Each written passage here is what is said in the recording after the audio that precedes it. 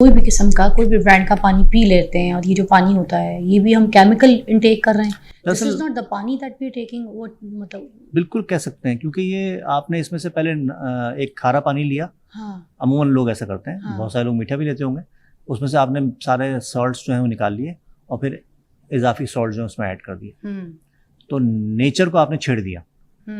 جب آپ نیچر کے ساتھ چھیڑ چھاڑ کرتے ہیں تو وہاں پرابلم جو ہیں وہ تحفے میں آپ کو ملنا شروع ہو جاتے ہیں. یہ تو پانی کے ذریعے ہمارے اندر تو منرلس بھی جاتے ہیں نا بہت سارے ایسے. تو اس پانی کے ذریعے کیا ہم یہ منرلس کے انٹیک لے رہے ہیں یا نہیں لے رہے؟ نہیں، مطلب یہ ہے کہ ایک ہے قدرتی چیز اور ایک ہے سنتھیٹک چیز. ٹھیک ہے، کسی نے ڈالا جو مقدار تھی اس سے کم، کسی نے ڈالا اس مقدار سے زیادہ، کسی نے برابر کر دیا. تو کیا ہمیں وہ ریلیونٹ فیڈ، یعنی ہیوی منرل پانی جو ہے وہ ہم پی رہے ہیں، اس کے نتیجے میں ہمارے گردے کمپرومائز ہو رہے ہیں. تو ہمیں اس کو بھی مد نظر رکھتے ہوئے، ایک عام آدمی کا کام نہیں ہے بیسیکلی، یہ گورنمنٹ لیول کے کام ہے کہ وہ ایک انسان کو جو اس کا شہری ہے اس کو صاف پانی پینے کا مہیا کرے. سر بتائیں پانی کا کس طریقے سے صحیح انتخاب کیا جا سکتا ہے کہ یہ جو آبشار والے پانی ہوتے ہیں، جو رورل ایریاز ایسے پہاڑوں میں رہنے والے لوگ ہوتے ہیں، وہ جو پانی پی رہے ہوتے ہیں، کیا وہ صحیح پانی ہوتا ہے؟ ویسے اس کو میں نے پی کے دیکھا آبشار کا تازہ جو پانی ہوتا ہے، کبھی بوتل میں بھر کے پہ تو ہزم بھی آتا ہے اور اتنا بھوک بھی لگے. ہاں نا، میں کراچی میں رہتا ہوں، 9 آبشار. آپ لاہور میں رہتی ہیں، یہاں کوئی آبشار نہیں ہے، تو ہمارے لیے تو مسئلہ ہے. اور کروڑوں لوگ ہیں. ہم کیا کرتے ہیں؟ کچھ نہیں، ہم بس دعا کریں کہ اللہ تعالیٰ ہمارے لیے وہ اسباب مہیا کر دے کہ ہمیں بھی صاف اور ستھری چیزیں ملنی شروع ہو جائیں. ارے واہ. کھاد ہے وہ یوریا کے بغیر مکمل نہیں ہے. ہمارے پاس اسپریز ہو رہے ہیں مختلف قسم کے کیمیکل کے، جو کہ ہم کھا رہے ہیں اور انہی سبزیوں کو. ٹھیک ہے، یہ سب چیزیں ہیں. بنیادی طور پہ پانی ایک بہت بڑا کمپرومائزنگ ایک ایجنٹ بن گیا ہمارے یہاں. ہم سانس لے رہے ہیں تو ہم کیمیکل انہیل کر رہے ہیں، پانی کی شکل میں کیمیکل لے رہے ہیں. تو کینسر، آٹومیون ڈیزیز، انفیکشن، ہیپاٹائٹس اور یہ ساری چیزیں نہ ہوں تو پھر کیا؟ سر یہ جو بیماریاں ہیں یہ پہلے روح میں آتی ہیں، یہ جسم کے اندر آتی ہیں؟ ہمارے جسم میں بنیادی طور پہ پہلے آتی ہے اور اس کے نتیجے میں پھر ہماری روح جو ہے اس سے متاثر ہونا شروع ہوتی ہے. اللہ تعالیٰ نے قدرتی طور پہ ایک طبیب جو ہے وہ اس طرح کی چیزوں کو مینیج کرنے کے لیے ہمارے اندر بٹھایا ہوا ہے. ٹھیک ہے، جس کو ہم طبیعت کہتے ہیں یا جس کو ہم امیونٹی کہتے ہیں. ٹھیک ہے، وہ ہر لیول پہ، چاہے وہ یہ جو ہے ذہنی کوئی مسئلہ ہو یا جسمانی مسئلہ ہو یا روحانی مسئلہ ہو، اس کو ایک کریکشن کرنے والی چیز جو ہے وہ ہماری باڈی میں موجود ہے. اور یہ ایسے نہیں ہے کہ 10 سال کے بعد پیدا ہوئی یا 20 سال کے بعد پیدا ہوئی. رحم مادر میں نطفہ قرار پانے سے لے کر آخری ہچکی، آخری سانس تک جو قوت ان چیزوں کو کریکشن کر رہی ہے وہ طبیعت ہے اور وہ مینیج کرتی ہے چیزوں کو. لیکن ہم اس کو اتنا تھکا دیتے ہیں، ہم اپنی غذاؤں سے، اپنی روٹین سے، اپنے سونے جاگنے سے، اپنے اور دوسری طرح کے معاملات سے، کہ وہ پھر ویک ہو جاتی ہے اور پھر جو دوسری قوتیں ہیں، جو منفی قوتیں ہیں، جو بیماریوں کی شکل میں ہوتی ہیں، وہ ان پہ غلبہ پا لیتی ہیں. اور ہم آج دیکھیے کہ میڈیکل سائنس جس عروج پر ہے، ہمیں اصولی طور پہ ہمارے پاس صحت کے سٹینڈرڈز ہونے چاہیے جو کہ ہمیں نظر نہیں آتے. شاید ہر شخص بیمار ہے، کسی کے ساتھ کوئی کمپلیکیشن ہے، کسی کا الرجیز کا ایک طوفان ہے، کسی کو کسی چیز سے الرجی ہے، کسی کو کسی چیز سے الرجی ہے. تو کیا ہمارا جو پاتھ وے ہے وہ صحیح ہے؟ یہ سوچنے والی بات ہے. سر یہ حکمت اور قدرت کا آپس میں کیا تعلق ہے؟ کیا انسان اگر قدرت کے ساتھ جڑ جائے تو بیماریاں کیا ہمارے جسم سے خود بخود دور ہو جائیں گی؟ Is that true? طب یونانی جو ہے وہ بنیادی طور پہ قدرتی علاج ہے.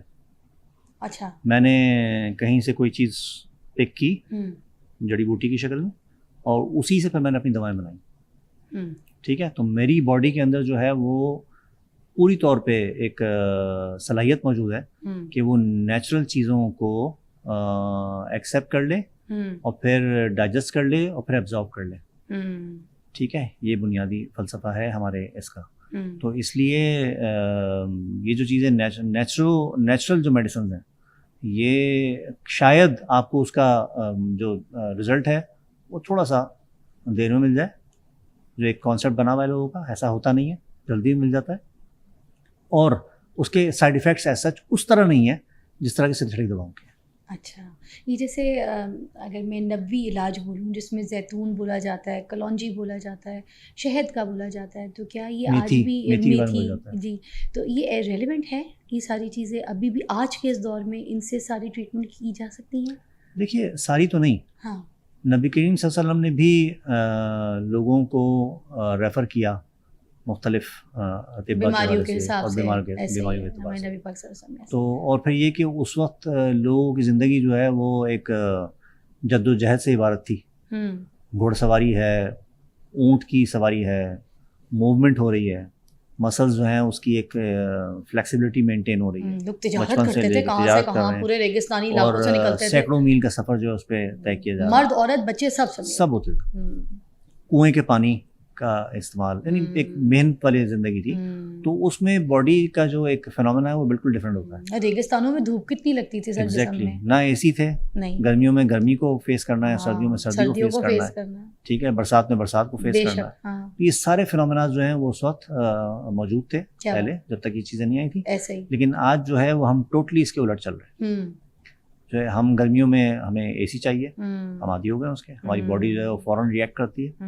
ہمیں سردیوں میں جو ہے وہ ایک گرم انوائرمنٹ ٹھیک ہے، تو اس کی ضرورت بھی ہے، ہاں، اور وہ نیچرل تھا کیونکہ باڈی کو ہمیں سپورٹ بھی کرنا ہوتا ہے. لیکن ہر چیز کی ایک لمٹ جو ہے وہ بہت ضروری ہے. میانہ روی اور اعتدال کا راستہ جو ہے، میں ہر وقت ہی بیٹھا رہوں اے سی میں تو وہ گڑبڑ ہے. میری باڈی جو ہے، میں چائے پیتا ہوں ہمیں پسینے آتے ہیں، ٹھیک ہے، میں اے سی میں اس چیز کو میں بلاک کر لیتا ہوں، ٹھیک ہے. تو میری جسم سے پسینہ جو ہے وہ مختلف قسم کے ٹاکسنس کو نکالنے کا ذریعہ بھی ہے، تو میں اس کو بلاک کر رہا ہوں. تو مجھے اس چیز کو مدنظر چاہیے کہ چاہے ایکسرسائز کی شکل میں ہو، چاہے واک میں کروں یا کسی اور فارم میں اپنے جسم سے پسینہ نکالوں. تو ایکسرسائز والا فینومینا جو ہے وہ بھی ہمارے یہاں سے مفقود ہے. اگر آپ جا کے دیکھیے دوسرے ممالک میں تو وہاں صبح پارک جو ہیں بھرے ہوئے ہوتے ہیں. ہمارے یہاں لوگ راتوں کو 2 بجے سو رہے ہیں، اسی لیے تو ہسپتال بھرے ہیں، ہسپتال بھرے ہیں کیونکہ پارک خالی. ایگزیکٹلی، بالکل.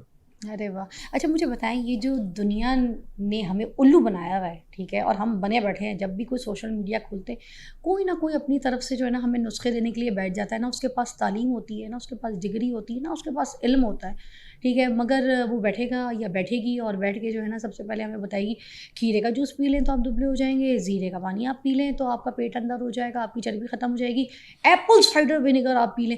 دنیا کو اگر آپ سوشل میڈیا دیکھیں تو ان لوگوں نے چیا سیڈ کے اوپر ڈالا ہوا ہے، ٹھیک ہے. اب یہ کیا چیا سیڈ کیا چیز ہے، کون سا بیج ہے، کہاں سے نکلا ہے؟ اگر کسی سے میں پوچھ لوں لائیو تو کسی کو جواب بھی نہیں ملتا کہ چیا سیڈ ہے کیا. تو جب آپ کو چیا سیڈ کا نہیں پتا تو آپ دنیا کو کس چیز کے اوپر ڈال رہے ہیں؟ تو آج مجھے ان چیزوں کے بارے میں بتا دیں کہ کیا ہم یہ سب کچھ کریں یا پھر ہم بس چپ ہو جائیں اور کھانا ہی چھوڑ